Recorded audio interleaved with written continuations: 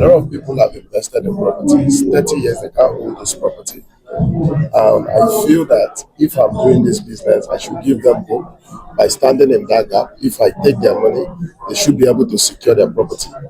When they need it, they should have it. And that's one of the reasons I'm into this business. Integrity becomes the key for me. Okay, let's look at this summit addressing the housing deficit of this one. How do we do this?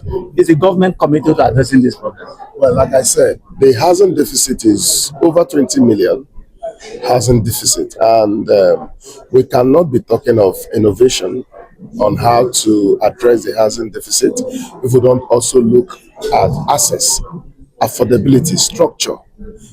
As a common man who is working, he might be receiving 200,000 naira monthly, and you have 30, 35 years to work. You should be able to afford the minimum of one bedroom flat for yourself, and you should have at least 10, 15 years of payment plan, knowing that your salary can just be deducted for monthly payment. That is what is done in European countries. So if we're talking about affordability, we must also understand that the mortgage system needs to be functional. Where people have affordable loan, where the bank take over houses and give to people and give them the opportunity to spread their payment. Government needs to make funding for developers so easily accessible. Like I said, that you cannot also talk about affordability when the developer cannot access fund with a single digit, just like the speaker said, to enable us develop those affordable houses. Because if I use my money to develop, I should be able to structure the payment in a way it can be favorable to me to do the next development. So the government have a role to play.